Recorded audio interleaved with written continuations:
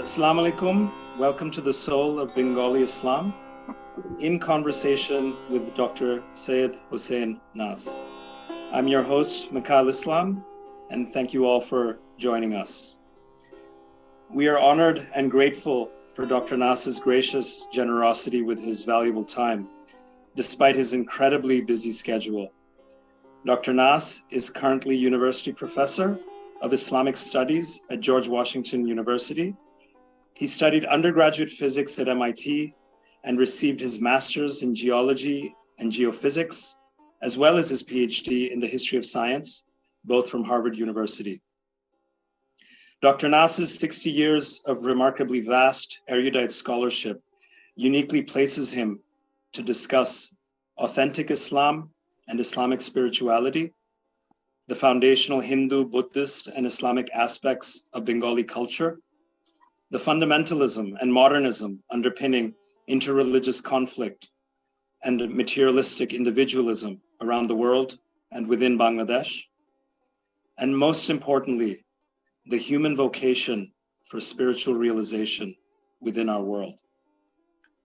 Among the most preeminent Islamic studies scholars worldwide, Dr. Nasr has exhaustively surveyed and meticulously exposited Islamic metaphysics, art, philosophy, culture, science, sacred environment, and spirituality to reveal the spiritual essence of Islam within the totality of Islamic civilization, both in its ideals and its realities. As an Iranian-born scholar, he is steeped in the traditional Persian culture and spirituality that imbued Bengali Islam and flourished within the shared pre-colonial Hindu and Buddhist Bengali community.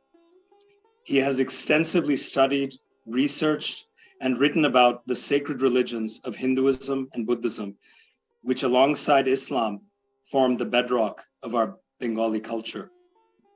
Dr. Nasr is also a renowned and widely respected philosopher who critically interrogates and deconstructs the Western worldview of modernity with its fundamentalist ideologies of capitalism, progress, democratism, and technologism. The chronic poverty, abject wealth inequalities, gender violence, structural racism, and political extremism engulfing us are all lucidly discerned by Dr. Nasr as symptoms of humanity's spiritual crisis in the modern world. It was in fact Dr. Nasr who predicted the climate crisis over 60 years ago. But he is not a typical academic philosopher who only debates intellectual ideas on paper, although he does that masterfully. He is a philosopher in the truest sense, devoting his life to understanding the soul's deepest ailments underlying our human condition, and sharing the divine truths of all sacred religions, which ultimately enable human beings to achieve spiritual realization. What traditional Bengal referred to as the Jibon Mukto of liberated life in Hinduism, Nibhano, extinguishment of the self in Buddhism, and Salam, divine peace in Islam. But unlike modern philosophers, Dr. Nasr does not rationally argue his proofs for spiritual realization. Rather, he meta-rationally reminds us that our luminous souls are the very proof we seek. Dr. Nasr has not only diagnosed our soul's afflictions, but he has also shared the eternal antidote to our spiritual despair, which is the revival of the sacred within ourselves and our world. We hope this conversation will help Bengali Muslims cultivate and nourish their sacred practice in the spirit of our cherished Bengali culture. I'd now like to invite Dr. Seyyed Hossein Nasr to make his opening remarks. Bismillah ar-Rahman ar-Rahim. Assalamu alaikum wa rahmatullahi wa barakatuh. My dear friend, Mikhail Islam, your mother tongue in Bengali, like mine is Persian, we're given to hyperbole and you exaggerate, and I'm really embarrassed by your introduction. Thank you. I'm humble scholar and servant of the truth. I hope, inshallah, I've been all my life. But anyway, I have a special love for Bengal. Before partition took place, was one Bengal, then became Bangladesh and Indian Bengal. I remember one of my earliest experiences in life was the stories that my father used to tell me about Rabindranath Tagore. My father was one of the most eminent scholars and was Minister of Education and so forth in Iran, public figures. And when Tagore came to Iran, Reza Shah, the king, asked my father to be his host. And my father asked Tagore, where would you like to go? He said, I would like to go to the tomb of Hafiz in Shiraz. At that time, there were no flights and the roads were not good, but then they arranged it for him the best way possible.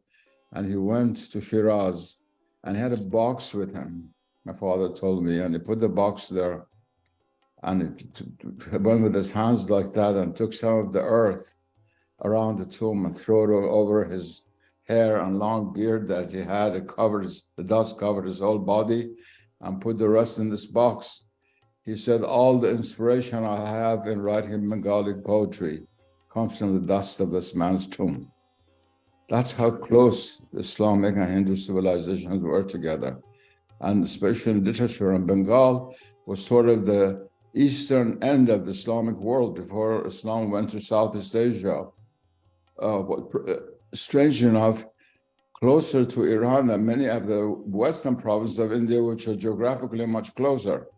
And there was always this remarkable relation between the Bengali language, Bengali mystics, Bengali thinkers, and the Persian world, to the extent that our other great poet, the greatest poet of the Persian language, in my view, Hafiz, Sadi, I said, other greatest poets, and Rumi, of course, many Persia, many great poets.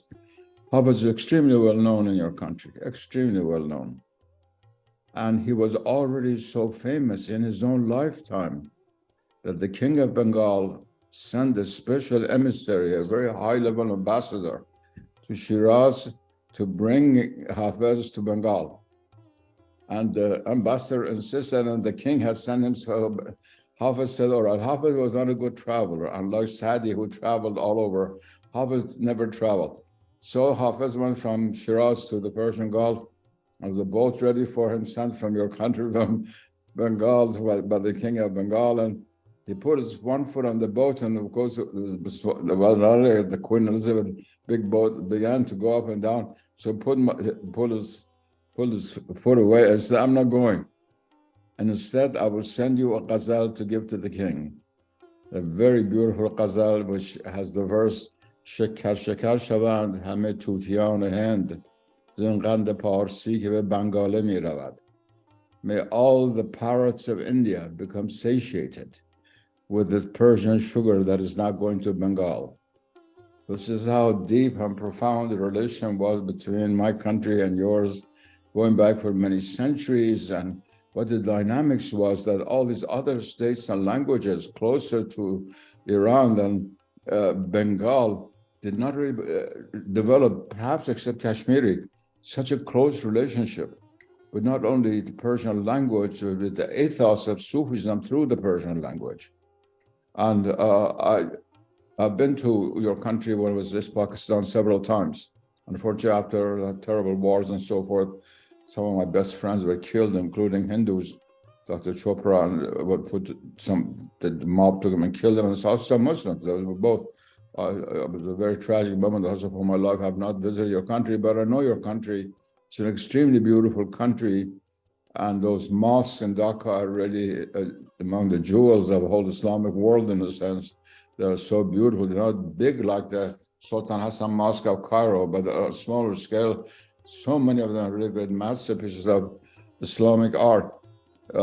And the independence of Bangladesh from Hindu Bengal or Indian Bengal offers both a great challenge and many important opportunities to not only the Bengalis, but also the Islamic world itself. Bangladesh remains a very important eastern outpost of Islamic civilization. Although now Indonesia and Malaysia are farther east, nevertheless, on the Asian landmass itself, in a sense, still Bangladesh represents the outpost, the foremost eastern frontier of Islamic civilization. It continues, of course, there's Islam in China farther north, but that does smaller communities, but in continuity with the rest of Darul Islam. And at the same time, it's very important that 10% of your population is Hindu, Buddhist, mostly Hindu, but also some Buddhists have survived. And this is very, very important, I think, as part of the destiny of Bangladesh and your younger scholars. We are in need in the world today for a better understanding between various religions of the world. And the day when I said, only my religion is true, everything else is false, those days are really over for the survival of my own religion, even if I feel it to be true. And certainly Islam, which had from the very beginning had a completely universalist perspective in which prophets who lived long before the prophet of Islam, sallallahu alayhi, that is Abraham alayhi salam and Sayyidina Isa, Christ alayhi salam, are both called Muslims in the Quran. Kana Musliman Hanifan, a reference to Abraham. So the very word Muslim in our mind should cover really the whole of God's revelation. Adam was a Muslim. And this very, very precious worldview, which is the heart of Islamic revelation, and which from time to time, when it was necessary, great sages, whether it was Ibn Arabi in Arabic, Jalaluddin Rumi, especially in the Persian language, many of his poems are well known in Bengal, about the universality of revelation. These have to be recalled and remembered. And a place like Bangladesh, if it's going to have a vibrant culture, must base itself on this universality of Islam, which has been challenged not only from one side, but from two sides, which seem to be different and opposed to each other, but complementary in many ways.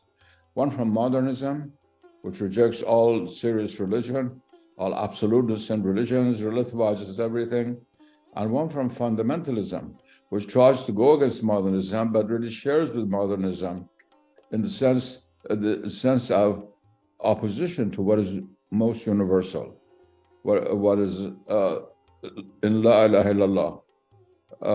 And unfortunately, these two oftentimes go together in almost every country, including your country. You have, of course, modernists. You've had for a long time, even before partition. In Bengal, there were a lot of leftists and liberal Western writers and so forth and so on, both Hindu and Muslim, before partition, and now you still have it. And also now the rise of fundamentalism and Salafi ideas and Wahhabi ideas, with money, oil money sent in to help with the problems which so many Islamic countries face. When I look at the map of the Islamic world, and let me conclude my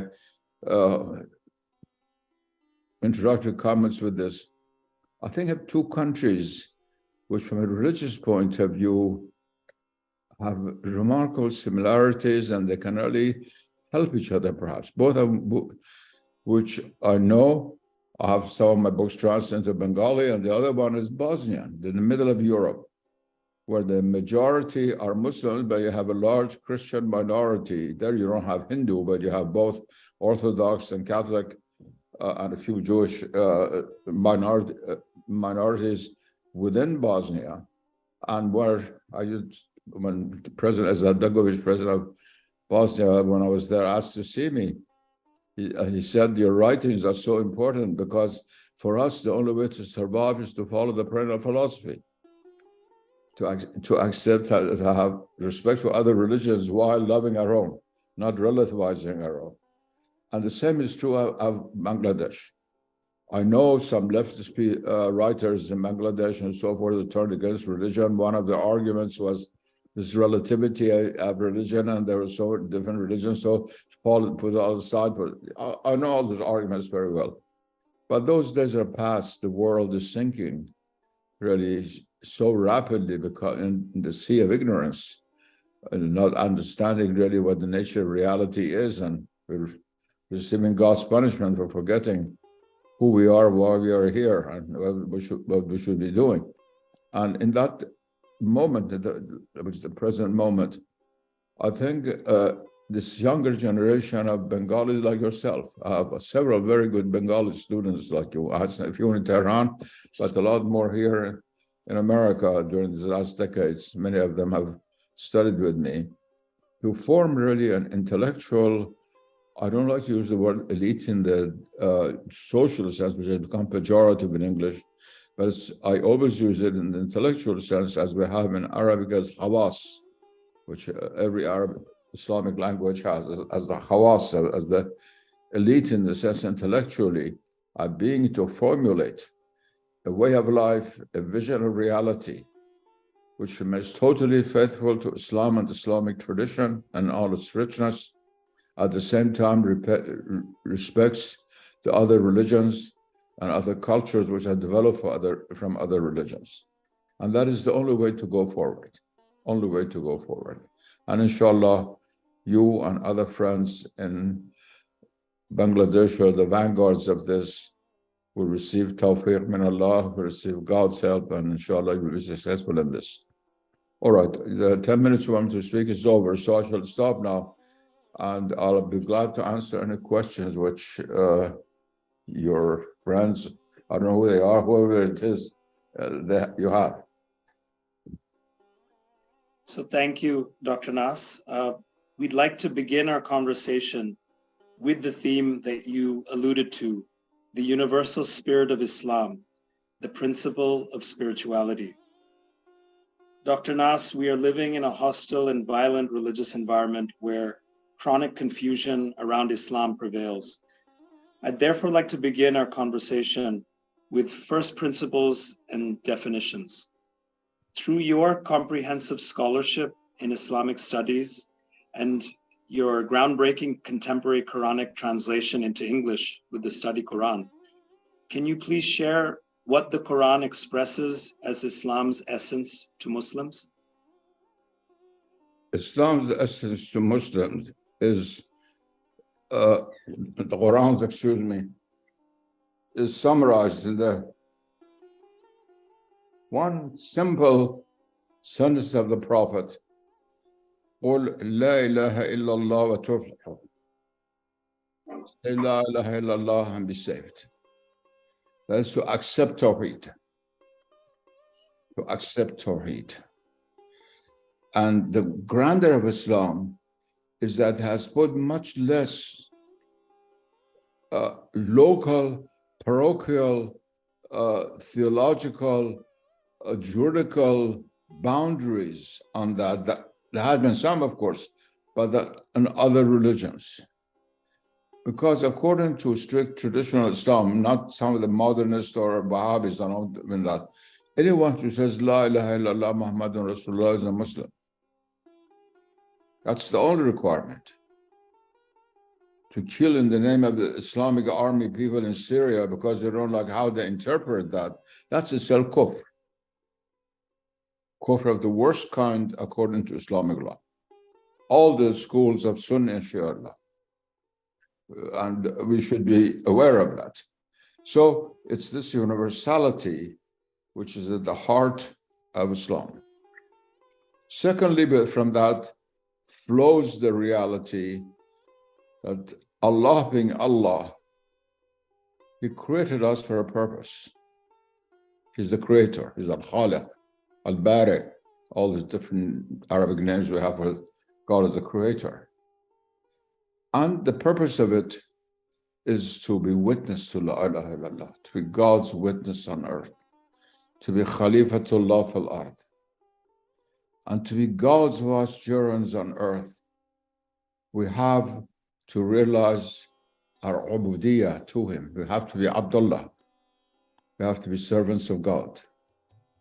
Because the remarkable reality of the human state is that we are both God's vicegerent, like a king God on earth, and his humble servants. You can say that modern man wants to be Khalifatullah without being Abdullah. He wants to be God on earth without the humility of being God's servant. And that's what we're destroying the environment. That's what we're destroying the world. That's not what God's creation was made for. That's not what we were made for. So at the present moment, the important thing is to cling to this basic principle of the nature of reality, summarized in La ilaha illallah Muhammadun Rasulullah. From La ilaha illallah flows Muhammadun Rasulullah. From the illah of La ilaha illallah, I don't want to get into metaphysical discussions on Zoom, that's not the place for it, but I make a reference to that. And from Muhammadun Rasulullah follows the model of how to live. It's the Prophet ﷺ, first of all, who brought us God's laws, how God wants us to live, what the laws are. And his own life, the manner to interpret those and to live thereby. So we have the Quran and Sunnah. And they're the foundations of everything Islamic. Now, Muslims should be careful to the utmost not to be fooled by the power or the grandeur or wealth of the modern world by trying to manipulate what I just said. Saying, yes, that the Prophet said this and this, but then we found this hadith in which there's something else, and putting the main hadith away and taking this one verse of the Quran or hadith out of context in order to condone or to permit something totally un-Islamic that they're doing. We have a lot of young Muslims, especially trying to get back to Islamic studies in the West, are also some Middle Eastern countries, but writing in English and French and these languages and the international scene, in fact, will make this mistake. And that has to be avoided. We have a very powerful intellectual and spiritual tradition. It has weakened, but it has not died by any means. And we have to revive it, live according to it, and apply it, and not have any inferiority complex towards anybody. And absolutely, that's one of the great diseases that we all in the Muslim world, the Persians, Bengalis, Egyptians, doesn't matter where we're from. We all share in this disease, unfortunately, which we have to overcome. Thank you. Just to continue along that vein, your scholarship has always explored and affirmed Islam's principle of the universality of religions and spiritual orthodoxy. Can you share a little more about this vision of Islam? Yes, as I said, all Muslims have to believe, whether they're Wahhabis or anything else, the text of the Quran and the hadith of the Prophet. To weaken traditional Islam, now some are trying to apply Western methods of historical criticism to the hadith and weaken the hadith. But that itself is really a demonic and insidious thing. And it can be answered on a scholarly level. We have already done it. Not only myself, other Muslim scholars have shown that this application of Western methods of historiography to the hadith to cut its authenticity in the eyes of Muslims, and therefore leaving the Quran alone, which anybody could interpret it any way, how false that is and how disastrous it is. So we have to accept the Quran and the Hadith as the sources of our thought and of our actions. That's the most important thing. Secondly, we have to know the world in which we live. Much so, how's that? Of course, we all know how the world will have to do. I don't mean that. Every day, yes, we all, whether you're a Bengali or a Persian, you know how to take a subway in New York once you live 1 month in New York. Yes, that we can do. But how many people do we have in the Islamic world who know the West well, who know the West in depth? How many people do you know in the Islamic world who know modern Western thought and philosophy as Farabi knew Greek philosophy? Here we have all this army of Muslims going to American or European colleges, and the West is still colonizing the Islamic world by having missionary schools in the Islamic world, to which all the rich send their children. I'm sure it's like that in Dhaka, it's like that everywhere except in Iran, where Ayatollah Khomeini closed all the missionary schools, thank God. And in the Sudan, I think the only two Islamic countries. You go to Egypt, then 95% of the children of generals and ministers, they all go to American schools. They all go to American schools, they're really secularized by it. So this is not such an easy thing,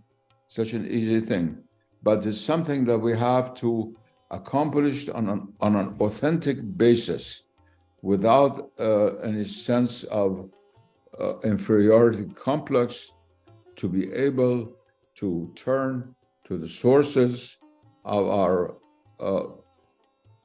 religion with the Quran Hadith and the sacred tradition that flowed from it.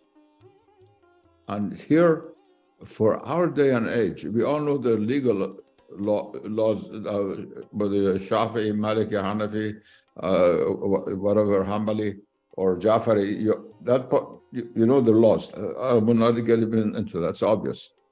But intellectually and spiritually, the great treasure of 14 centuries of Islamic civilization and history, starting from the revelation of the Quran and the life of the Prophet, ﷺ, is incorporated in Sufism and the philosophical, intellectual aspects of Islam.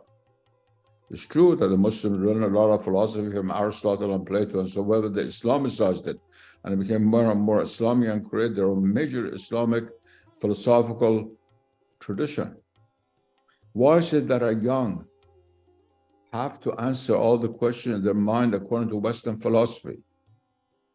Just to say the prayers, the rest of their mind is all Western. I said, whether you go to school in Dhaka or Cairo, that's the way it's done. They don't say don't pray, but the rest of your mind is Westernized. Why can't we have our own educational system, which teach the young our own intellectual, philosophical, artistic, literary traditions, and then on the basis of that, learn about the West? On the basis of that, I've said 100 times, every time I speak to especially a Muslim audience, especially a young Muslim audience like you, a lecture I gave in Pakistan one was many, many decades ago, in which I first stated that.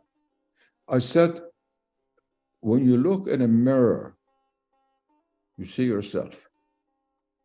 If someone looks in a mirror and he believes that he's seen somebody else, he'll be taken to an insane asylum. That's what we're doing culturally. We are seeing ourselves in the mirror of the West as the West sees us, as not as we should be seeing ourselves, especially in the subcontinent, where English became very prevalent, and books on Islamic philosophy even were copies of things written in England or Germany, translated into English and brought into Pakistan and India. You cannot imagine the battle that carried out in Pakistan when Imam Sharif brought out the history of Muslim philosophy and discovered me, and I wrote many chapters for it and tried to change the whole direction. I spoke to the Minister of Education of Pakistan, to the presidents and so forth and so on. I said, look, this country was founded for the sake of Islam. 4 million Muslims and Hindus were killed during partition. That's the population of a small country. What for? Why is it that your whole curriculum is the colonial period, even including your own civilization? And it took years until finally my Three Muslim Sages, which was my first work to be translated to Bengali, which I've said it still exists. It was done decades ago. That book was finally made a textbook in Pakistan University, and gradually they've begun to change. I've been working at it, but we're living in such a difficult condition. We need to be ourselves, be proud of being a Muslim, of having a tradition. At the same time, not closed in, but open, as Surah Al-Ma'ad in the Quran and so many verses direct us, so many other verses direct us towards the truth. Ya ayyuhalladhina amanu. When he says that word amanu refers to all those who believe in La ilaha illallah. Because other verses of the Quran that says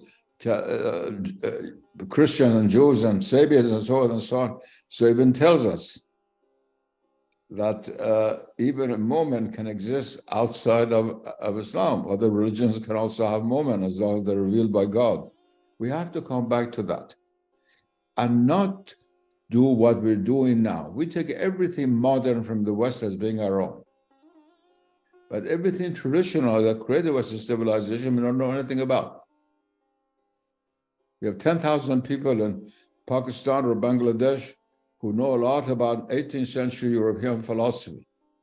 How many people do you know who know about St. Thomas Aquinas? How many people? Probably 2 or 3. Nobody studies it. So this is the paradox of our world, of our Islamic world, which inshallah we have to overcome. And we have every means to do so. We have the money, we have the intelligence. All we need is the will. That's what we need. And the correct political situation in which people are not coerced into doing this and doing that as we're doing these days. Dr. Nas, you bring up some really key points about our current kind of predicament. Can you also maybe go into a little about how this is also manifested in this Wahhabi Salafi view of Islam, and what does authentic Islam, how does authentic Islam differ from this Wahhabi view? First of all, Wahhabis and Salafi, of course, are not identical, but they're related. The Wahhabi school, of course, began with Abdul Wahhab, who was an Arab. I don't use the word Saudi Arabia. There's no country in the world that's owned by a family. It's family business. So I use the word Arabia now. I hope that Saudis will get angry at me. I don't care. Despite the fact that I said this, they invite me for the Hajj every year. The king of Arabia. So anyway, I've been there many times. I've been with the Hajj, alhamdulillah, many times. Then I don't want to hog the share of others, so let others go. Anyway,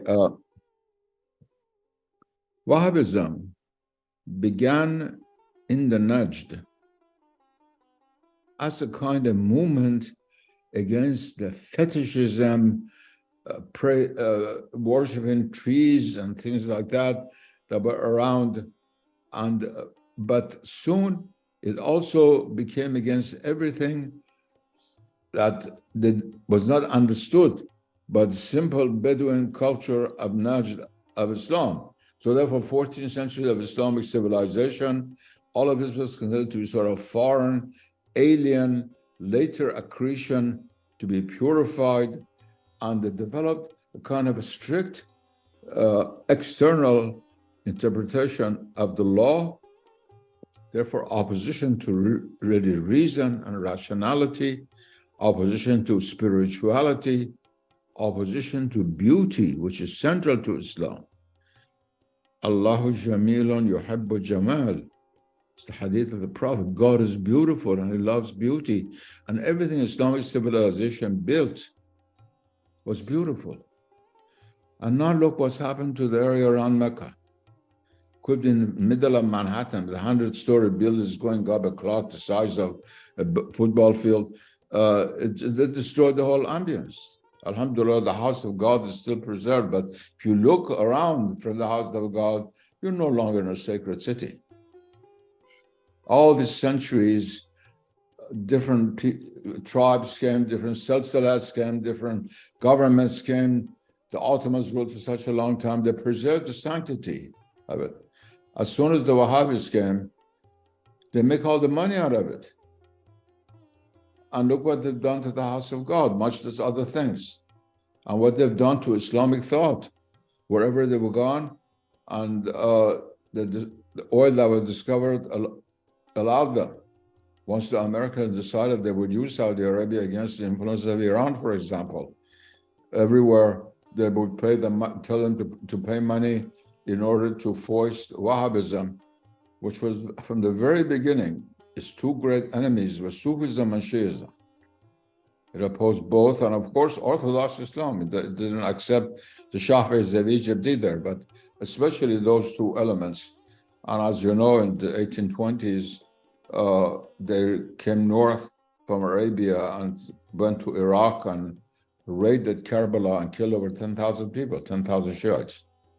And at that time, Iraq was ruled by the Ottomans, and the Ottoman Sultan himself sent an army against them and decimated them and killed most of them, and they all ran away back into the desert and rebuilt themselves over the decades and came to power again with the help of the British to kick out the Ottomans out of Arabia, things which Muslims should not forget. So Wahhabism and Salafism, one can understand historically why they appeared. Salafism, says a later, more general school, which in a sense includes Wahhabism, in a sense it doesn't, because Salafism mostly comes in the 19th century when it was after Wahhabism. Wahhabism comes earlier, a few decades earlier. And Salafism is really the idea of going back to the Salaf, to the ancestors. So when Islam came, it was very great. It took over the world and so forth and so on, and everything. And then it gradually became weakened. So let's go back to the beginning. Let's go back to the beginning. You have something similar to that in America, back to the Bible movement. That's in a sense Salafism. American Christian Salafism, but it's famous back to the Bible movement, which began in the southern states of the United States in the late 19th century and early into the 20th century. And Salafism has a sort of simplistic interpretation of religion. It's against thinking. It's against Islamic philosophy, Islamic theology, min kalam. It's against Sufism, of course. It's totally indifferent about the arts. Whether you build the most beautiful mosque or the ugliest mosque, it's indifferent to it. So it's really against Islamic art. It's one of the great manifestations of the religion of Islam. It's not only the great poetry of Jalaluddin Rumi or Ibn Arabi, a manifestation of the Islamic religion, but so are the great mosques in the Islamic world. They would not have been there without the spirit of the Quran and the message of the Quran and the knowledge that flowed from the Quran.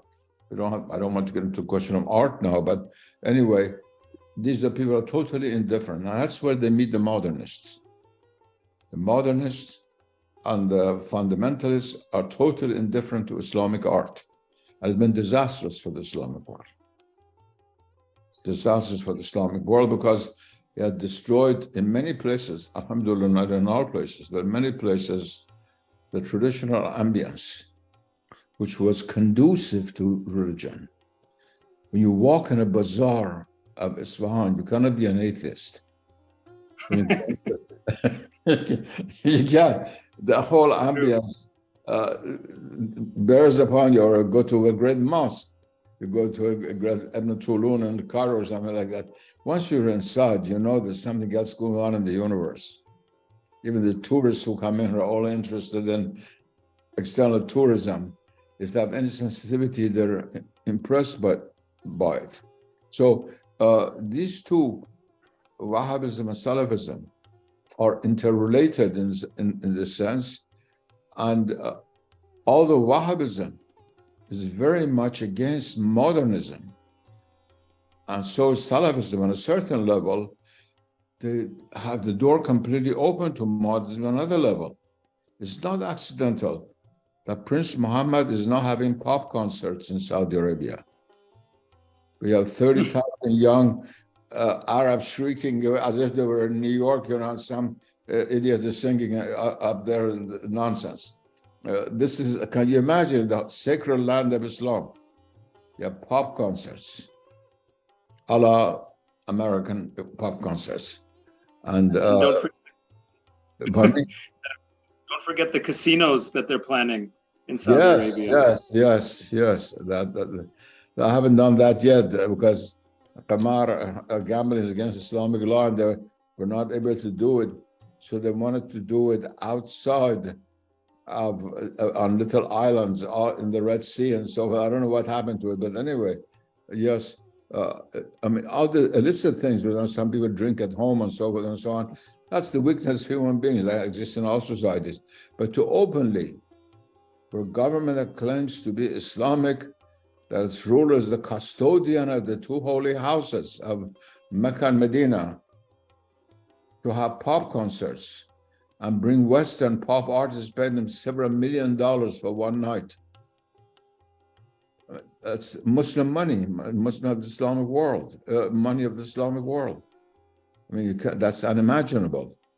But since you asked this question, these two go very much together.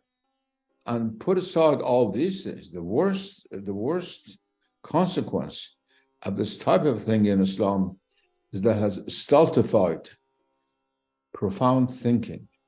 The great challenge of the West to the Islamic world today is primarily intellectual and spiritual. Only secondarily economic and military, and those. Of course, those things are there. But the deepest, most important is intellectual and spiritual. And this kind of movement in the Islamic world takes away from Muslim hands the most powerful weapons it has to confront that challenge.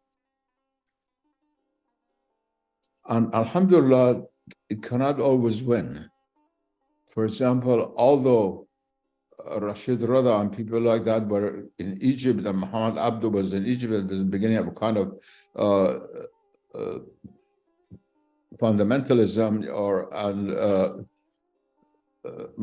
a kind of limiting Islam to a particular movement, external aspect of it, like a Salafi interpretation, although, of course, I'll have to say that in Egypt, the Sufis did not at all resign themselves to this, and the Sufism is very much strong despite this. But anyway, that this thing intellectually began in Egypt, and Al-Manar, which was the most important journal in Arabic, presenting the intellectual aspect of this Wahhabi Salafi movement, moved from Cairo to Jeddah many decades ago, and the Egyptians were too deeply immersed in Sufism to really accept this kind of thing. Although there are some, of course, some around. But anyway, this is a very major challenge for the Islamic world, because it has come at a time, unfortunate time, when what we need exactly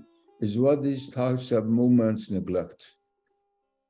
We need intelligence rooted in wahy, in revelation. We need intelligent Muslims who are deeply rooted in their own tradition. Why? No, there's no one more intelligent in history than Ibn Sina. Why was it that he prayed every morning? Why is there not so many intelligent people in the West don't? The mediocre people remain in religion. We cannot make that mistake in the Islamic world. We already have some of that, but it should be avoided as much as possible. In a country such as Egypt, in the old days, the upper classes during the time of Farouk would go Western dancing, but the ordinary Egyptian people are all very pious, very, very devout. And these revolutions took place. People thought that Westernized class would be eliminated and everybody would become traditional. And that didn't occur. In my own country, Iran was the same thing. Same thing. There was an upper class which was very Westernized, It was eliminated by Ayatollah Khomeini, and practically, and one thought the whole society become Islamic. But all the outwardly, yes, everybody wears the veil, the women, but a lot of very, very powerful modern Western elements came into Iran more than during the time of the Shah. So you have this very, very strange situation that we have to be aware of and we have to face. You mentioned, I really appreciate that you mentioned art and beauty as being so central to Islamic tradition. I'd like to maybe just end this theme on Jamal, the sacred beauty of God, and try to understand the question of gender from that perspective. So based on your many books on Islamic spirituality, you explained that patriarchal practices within Muslim communities and in popular Western perception are gross distortions of the Islamic ethos. What is the proper understanding of the Islamic principle of gender? Islamic principle of gender is based on the Quran, which mentions that it has created both men and women. The laws of Islam are incumbent upon both, the Quran and Hadith.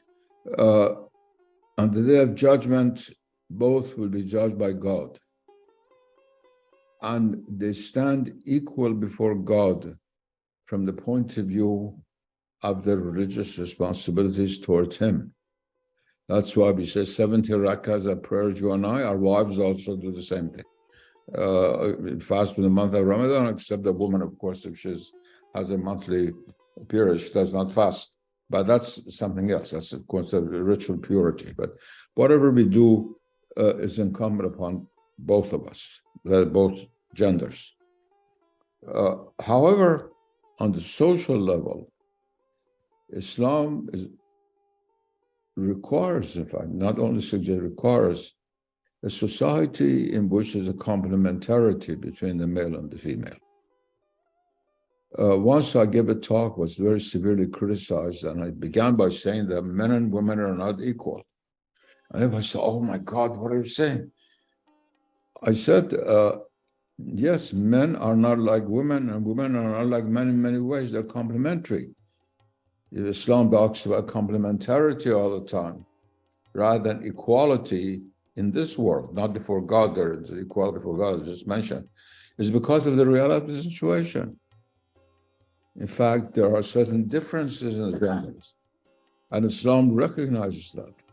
And division of labor, for example, even Islamic economics, as far as inheritance is concerned, is based on this idea that the responsibility for the support of the family lies on the man, on the husband or father. If you marry a woman who's a millionaire and you only make a few, what's the unit of money in Bangladesh? The rupee, dirham? Taka. Taka. Taka. All right. If you just make a few dakat, but nevertheless, she doesn't have to support you. She doesn't. If she wants to, she can, but she doesn't have to. Like in the United States, where now most families have two salaries, and the man says, "Look, I'm working, you work, you also work, and we share in paying the rent and things like that." Islam is not like that.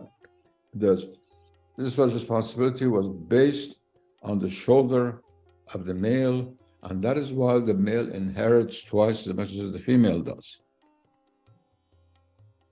Now, this shows a kind of complementarity. That is, the woman can spend her money on families, for her children, on cultural matters, and even religious matters. Look how many great mosques in the Islamic world were built by queens, by women, and so forth and so on. Even some of the great mosques of Iran were built by queens rather than kings.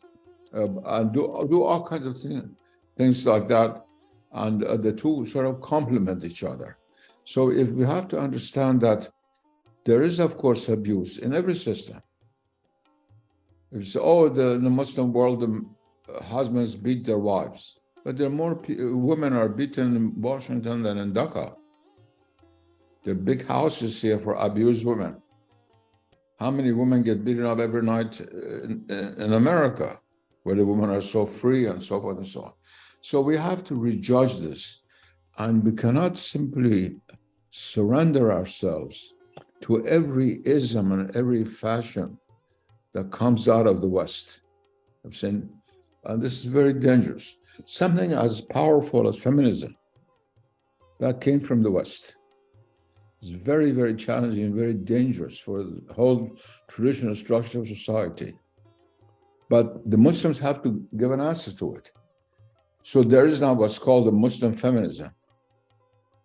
I'm not against it as long as it remains authentically Islamic and tries to show, let's say, the abuses which exist in Islamic society, but not show the abuses by pointing out to what's going on in New York, in which those abuses do not exist, but other kinds of abuses do exist, which you don't see. That should be avoided at all costs. But anyway, this is an important issue, and we're dealing with the realm of relativity, and one cannot be absolute about it. But again, if we have a kind of certitude, I mean, based on our own tradition, although we will not be able to apply it everywhere in the world because we can't control the world. There are many other forces. At least we'll be able to have rational, God-oriented life of our own family and those around us. That's the least we can do. Dr. Nas, I think we've really gotten a very broad sense of the principles of Islam. So I'd like to now take some of these principles and explore Bengali Islam as a sacred expression. Yes, well, let's continue. So as I was saying, I'd like to take these universal principles that you've described and now maybe explore Bengali Islam as a sacred expression of Islamic spirituality. Hindus and Buddhists are an integral part of our shared Bengali culture, and yet we're seeing a lot of violent interreligious conflicts which have escalated. You've always stressed that religious tolerance doesn't go far enough. And so as the religious majority, what should Bengali Muslims personally do to foster harmony with Hindu and Buddhist communities, again, in Bangladesh? Yes, I said that tolerance is not enough. But oftentimes you say you should be tolerant of other religions, but you're also tolerant pain in your leg. Whereas other religions should not only be tolerated, but also accepted as coming from God. Ananda Kumaraswamy once said beautifully, he said, when we live in a world with different religions, authentic religions, we should not ask, is he one of ours, but is he one of his, and God's? That's very, very important. It's the first point. And Muslims should realize that. In our schools, in your schools in Bangladesh, everywhere possible, in programs on radio, television, draw from this vast treasury of knowledge from the Quran and Hadith, all the way to especially Sufi poetry and literature, and also contemporary things written about the universality of Islam, and that Islam protected the Ahlul Kitab wherever it went. They didn't have to convert to Islam. And the Ahlul Kitab at first included the Jews, Christians, and Sabians, whoever they were. And when Islam went to Persia, it included Zoroastrianism. And then it went to India, Hinduism and Buddhism. When we went to China, Confucianism, all these religions, which are based actually on the divine principle, on one single divine principle, although Buddhism doesn't speak that, it speaks about the state of nirvana, which is, in a sense, the same thing as the divine fana. We have, let's say, in Sufism, that's not, Buddhism is not atheistic, it's non-theistic. It's non, so is Taoism. But if you go to a Taoist temple, although you don't talk about theistic Tao, Tao being like the God of Abraham who speaks to you, nevertheless you feel you're in a sacred ambience and there's 8 immortals and so forth and so on, and it functions as a religion, the same with Confucianism. Islam recognized that in its history, wherever it went. And this should be taught to our children and also those ulama who are willing to listen. Now, I have to be frank, many of our scholars and ulama get paid not to think like this. They get paid by invisible channels which go back really to oil money, one way or another, in order not to do this. But we have enough honest and good ulama in every Islamic country who will not sell themselves so cheaply, because the future of the ummah depends upon this. If we start killing each other all the time, we'll do what happened in Europe. The 100-year war in Europe, just a religious war between Catholics and Protestants, ended with many Europeans leaving the church completely. And secularization of Europe took place on a very vast scale, which is tired of all these religious wars. That will happen. That will happen. At first, yes, each side is religion A, religious B, fighting against each other. But after killings, maimings, robberies, so on, so after a few years, the mental space would change, and a lot of people would just say, heck with it. Heck with it. I don't want to have anything to do with religion. It's very, very dangerous for religion in the long run. In the long run. So this should be taught as much as possible. Combined with that, we need in a country like Bangladesh, more than, for example, in Afghanistan or Iran or someplace like that, we need courses tailored when they teach about religions to include Buddhism and Hinduism. Now, for example, in elementary schools in Iran, in my own country, or high school, with books that have sections dealing with religions, they don't deal with Buddhism and Hinduism and so, because they deal with Christianity, Armenians, there, the Judaism and Zoroastrianism, these 3 religions. But to extend this, but from the universal point of view, so a sense of respect is created, and where there are differences, to be explained in such a way that the young understand. The young understand it on more than we think if it's presented well to them.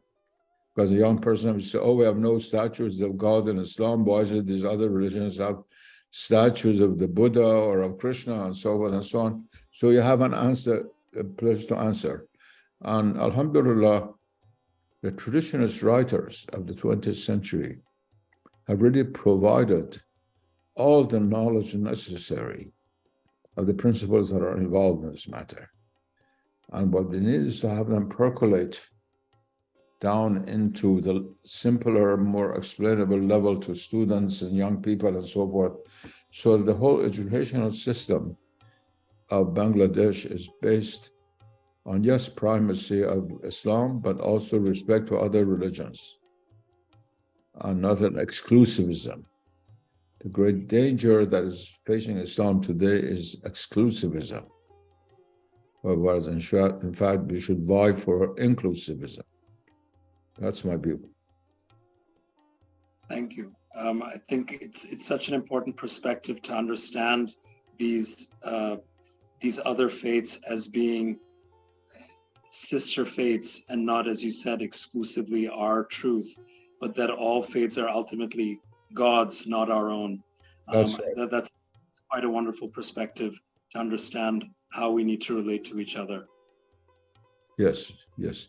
And also, there's a good number of books written by traditionalists. Try to make those available in Bengali. Very few of them are translated to Bengali. Many of them are translated to French, even some into Urdu, but Bengali, very little. They should be available. Books of Friedrich Schwann, of course, are primary in this, but they're difficult. Not everybody will be able to understand. But there are books of others. I don't want to mention my own writings, but there are others which are easier to approach. Easier to approach, but have the same perspective. And they will provide a very, very important support for people. Yes, it's funny you say that because Dr. Ananda Kumaraswamy, who is the intellectual giant, I think, the world over, and his study of his Indian civilization, Buddhist culture, Indian Hindu culture, religion, metaphysics, all of that is available, and yet we find a dearth of his writings locally available or even on the curriculum. So this, I think, speaks to that point about modernism, where we are so busy trying to follow the West that we don't realize all the treasures that we possess in such great intellectuals as Ananda Kumaraswamy, along with Tagore. It's not only in Bangladesh. In India, he was a Sri Lankan, but actually he worked in India. And in early life, he wrote the famous book, The Dance of Shiva, which was a defense of Indian nationalism, but along a religious, cultural line, not just political. And then he left India, came to Europe, and put it was no longer part of the nationalist movement.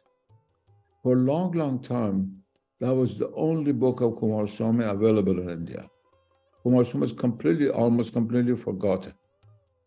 Until the late Indira Gandhi established the Indira Gandhi Center for the Arts in Delhi. And the first book that they published was an Indian edition of my book, Art and Spirituality of Islam, Islamic Art and Spirituality, very interesting. But I suggested them to bring out the books of Kumaraswamy, and they began to bring it out again. And now they're much more available. Yes. But before that, nobody accepted the Dance of Shiva. I was just taking as kind of testimony to Indian nationalism and the Gandhi movement and so forth and so on. People didn't really understand its deeper meaning. And also, it's early Kumaraswamy. He doesn't have the trenchant, cutting, critical views that the later works of Kumaraswamy have after he read Guénon's writings. But anyway, his writings, for example, would be very important in your country. Although Kumaraswamy doesn't talk always about Islam, because you know much more about Hinduism and Buddhism and the Western tradition than Islam, but he does talk about it. He even has a very important essay on Persian miniature, which is beautifully written. But his whole view of modernism, universality of religions, and so on, is very important. So those group of traditions I was speaking about, of course, would include him as well. But it would be good to have 30, 40 major works of traditional writings, all written in French and English, really, to be available in Bengal. And some people of them would summarize them for the young or rephrase parts of it for the young, and so it would be a source for other works coming out to explain this perspective. Well, fortunately, we are working on translating some short essays of Kumaraswamy's at Dhaka University's art department. So we want to, as soon as we finish, we want to start circulating that to see what the response is to Kumaraswamy's writings. One thing I always remember about Kumaraswamy is, as you talk about modernism and the modern world's kind of destruction of man and the environment, and this whole mass corporatization, industrialization, he always said, industry without art is profanity. Yes. And this is what our world has become. It is completely devoid in art. It is completely just pure industry. And so it has lost its way and purpose. So I always remember how how foresightful he was to see what was ahead or around the corner with Yes. the industrial age. Yeah. Yes, it's very important by your country. Precisely, of the great traditionalists, both Genon and Schuon belonged to the Islamic tradition, but he belonged to the Hindu tradition. And he's the only one of the early people. Later on, A.K. Saran, others famous Hindu traditionalists came upon the scene. But Saran knew Kumar Swami's writings very well. But of the giants of the early movement of the traditionalist school, he's the only one, Kumar Swami, who was a Hindu, but also was very, very well versed in Buddhism and wrote the early book on Buddhism, Gospel of Gautama the Buddha, very important book in the early 1910s, very early in the 20th century. Yes. And it's ironic that now I see when I go to America, a lot of attention is being paid to Coomaraswamy, or also in Europe, and understanding just the breadth of his genius. And yet, for some reason, we in the subcontinent, or at least in Bangladesh, still haven't discovered how much he speaks to our own sense of selfhood, identity, our art, our tradition. So it's quite, like you said, it's one of the paradoxes of modernity, that we've kind of forgotten our own tradition and heritage with Coomaraswamy. I'm also tempted to ask you, because you are by profession an Islamic studies scholar and a philosopher, but you tell us in your spiritual biography that when you faced a spiritual crisis during your undergraduate years in MIT, you mentioned Ananda Coomaraswamy as being the intellectual who had saved you and gave you that help through that spiritual crisis. Maybe if you could talk a little about how he did that. It was actually Genon, but I discovered Genon through the Coomaraswamy Library. I came to MIT in 1950. I became a freshman at MIT in 1950. Ananda Coomaraswamy had died in Boston in 1947, in Needham, which is a suburb of Boston. So he had already died when I came to Cambridge, Massachusetts. And the first year passed by, and I found a few friends there at MIT. One of whom was named Schultz, Ted Schultz, who had already gotten a PhD in physics, a physicist, and became good friends. And it was especially the second year at MIT when I became more and more interested in Oriental philosophy and things like that. And we asked Giorgio de Santillana, the great Italian scholar who was at MIT, to teach a course on Hinduism. And he accepted. He said, provided you hear it from the horse's mouth. That was exactly what he said. I said, what is that? He said, I'll teach through the works of Genon. At that time, no university in America would think of having a book of Genon taught in a classroom. Absolutely, but the introductory study of Hindu doctrines and Manan is becoming, according to the Vedanta, the two major works of Genon, who have been translated into very good English in London by the group of Marco Pallis and Martin Links and other translators, Peter Townsend. There's a whole group of traditionalists living in London who rendered very great service in making writings known in English, including the writings of Friedrich Schwann. Peter Townsend was the best translator of the works of Schwann into English. No, nobody has matched him since. Anyway, those two books were ordered, and so we started studying Genon. So I began to hear the name of Genon, and at the same time, I began to hear of the name of Ananda Coomaraswamy, because it was, in some connection. He had been a scholar of Indian art and had died in Needham a few years back. So I spoke about this to this American physicist, Ted Schultz, and he said, I know Mrs. Coomaraswamy. I said, really? He said, yes, I'll introduce you to her. And through him and one other person, anyway, I met Donna Luisa Kumaraswamy. She was Spanish, his fourth wife, Kumaraswamy's fourth wife. And she was a Spanish Jewess. She was Jewish, but she had become totally Hinduized, Indianized. And Kumaraswamy sent to India to study with Pandits and so forth. And I always tell my students, the best curry in the world I've ever eaten was made by her. She was unbelievable cook, and the whole Kumaraswamy library was there. And she took a great liking to me later on. So my mother was there, they became friends and so family friends.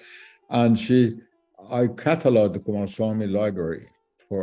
I spent hours and days, weeks and stuff in the library. Whenever I could, from MIT, I would go and work on the library. And it's there that I discovered really all the traditional writers, everything was there. All the old issues of l'Oval d'ici, c'est tout traditionnel, all of these old French journals which began the traditionalist movement, all the books and articles of Guénon, Chouan, Burckhardt, Kumaraswamy. You cannot imagine how rich it was. And it was really a boon, a great blessing for me. And I was able to gain knowledge of all these things. Very few in the world have read as much traditional material as I have, because I had access to all of these things. And she was also editing Kumaraswamy's work to come out in a complete edition. And she made a lifetime work of herself because she got paid by the Ballingen Foundation and Princeton University, which published the Ballingen Foundation series, was going to bring it out. And so she got a monthly salary for editing, and she dragged it out sort of, so we would always have a job, you might say, until she died. She never finished. And the Kumaraswamy Library was then given to Princeton. So the Firestone Library at Princeton. And it's kept fortunately intact. At least it was until a few years ago, the last time I went to Princeton. And it's very well kept there as really a great treasure, and it's unbelievably rich documents and books on not only Hinduism and Buddhism, but also medieval European thought and art, everything you can imagine about Oriental art and about medieval art. And of course, a lot of works about cultures in general, Chinese, Islamic, Persian. He has a great interest always in Persian culture. It's a really very, very great treasure for traditional studies. So I'll take your word that you had the best curry with Mrs. Kumaraswamy, but if you come to Bangladesh, we could give her a run for her money. That's worth it. What is the next plane? I wish I could. So I think just to end about Bengal, one thing, since you've talked about the rich Buddhist Hindu culture in Bengal, it's always struck me that Bengal is also the region where the esoteric or mystical branch of Vajrayana Buddhism once flourished, where the devotional divine love of Bhaktic Vaishnava Hinduism was born, and Sufi Islam flowered. I was wondering if you could share your thoughts on this unusual spiritual confluence. Here I speak as an amateur because I'm not a Bengali scholar. I visited Bengal, both the Indian and the Bangladeshi, and had many Bengali friends and students, and I've studied some Bengali poetry, and Gitanjali of Tagore I read when I was a young man. So I have some acquaintance, but from what I gather, the little knowledge I have of that world, of course, there are certain cultures whose people manifest gifts in a particular field more than other cultures. In the field of religion, there is no culture, there's no one in the field of religion, that's impossible. But there are cultures, for example, in which there's more dedication to sacred art, to refinement of art. or poetry, or attention to paid to mystical poetry. For example, in the Islamic world, putting Bangladesh aside, why is this so much mystical poetry in Persia and Afghanistan, which is part of Persia, for 1,000 years? And although you have some mystical poets in Hijaz, not as many, even before the coming of Wahhabis. Not that I said not there were none, but not as many as I said. So this is a phenomenon that one sees everywhere. When you look on the map of India, I see the Bengali world, both Muslim as Hindu and Hindu, is first of all being very poetically gifted, like the Persians themselves. The half of Asia became Muslim because of Persian poetry. There's a tremendous international impact, including your country. The Bengalis, for example, I think are more poetically inclined than the Punjabis. Although there's Punjabi poetry, of course, the beautiful Punjabi poetry, but more so. And it's also a delicacy of soul, which pays a lot of attention to details of beauty. I always tell this to my students. When I was in Calcutta in 1964, and they celebrated the 400th anniversary of Mulasara, of all places in Calcutta, I don't know, 62, 63, anyway, somewhere around there.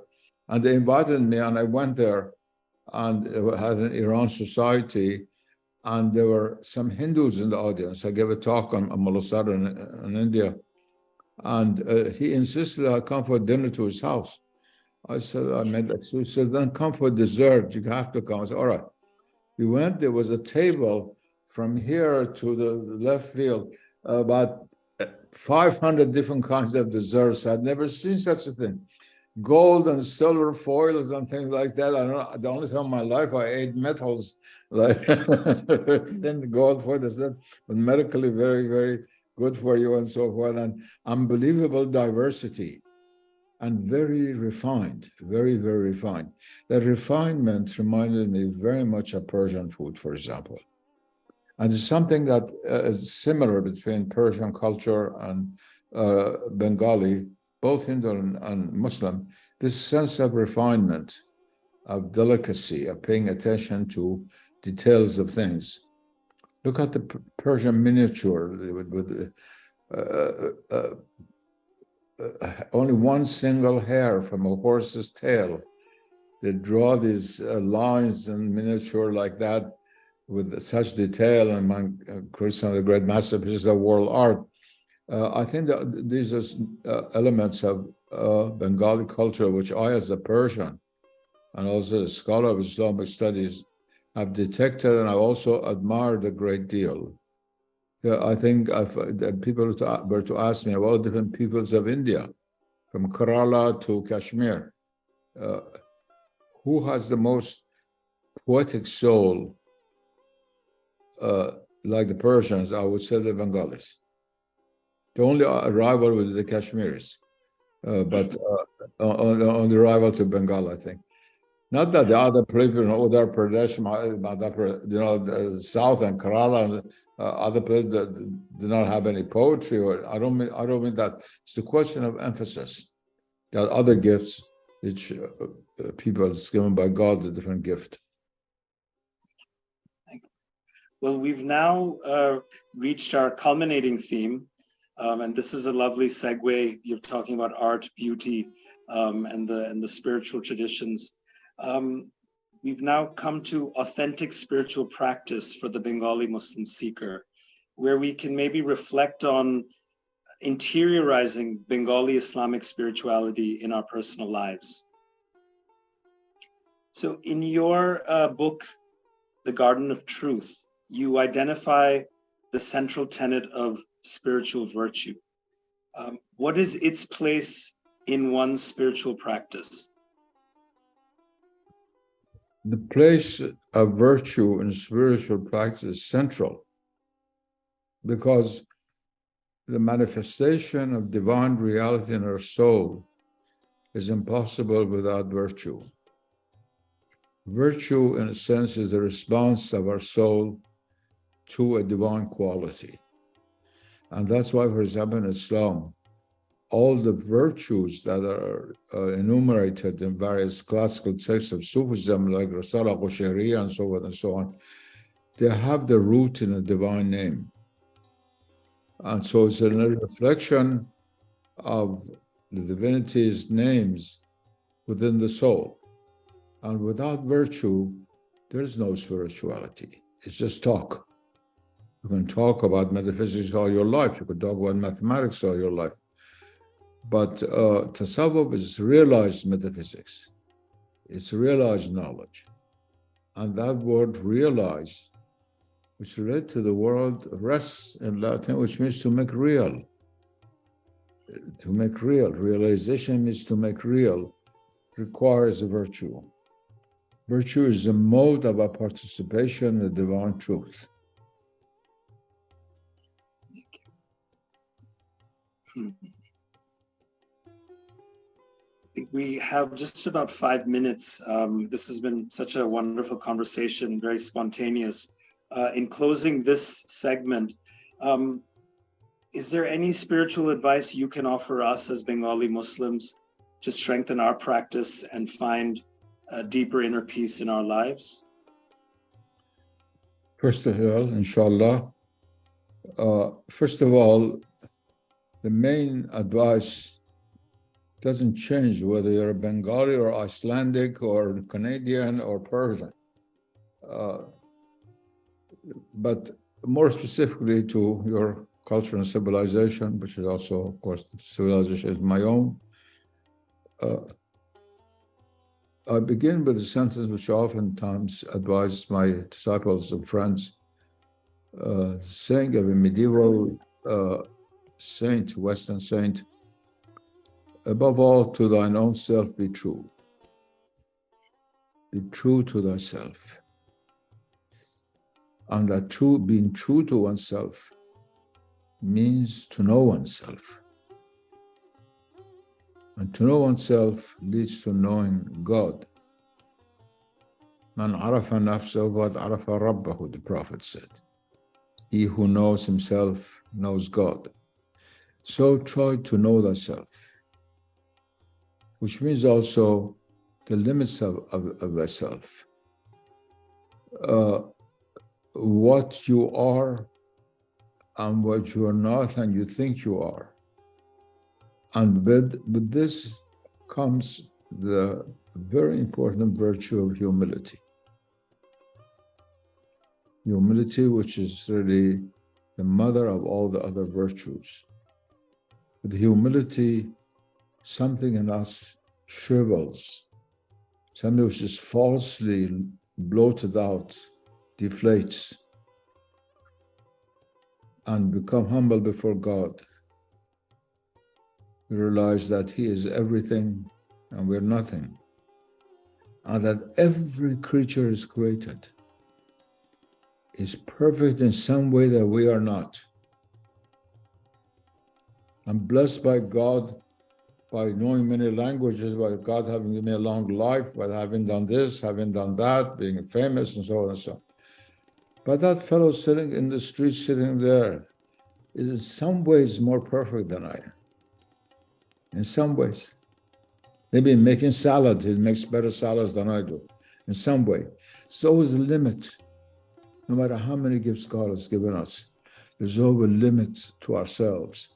And humility needs to realize that limit. To realize that only God is infinite and perfect. And with that comes the second great virtue, that is to give up oneself. Charity, karama, to give up oneself. If humility means not to go beyond the borders of inflating our ego, charity means going beyond the borders of our ego to give ourselves to others. And the greatest form of charity is to give ourselves to God. That's the most important thing. Charity without God is a demonic curse, the curse of the modern world that wants to be good without God and wants to tell God, look, I can be good without you. That's what modern man is trying to say.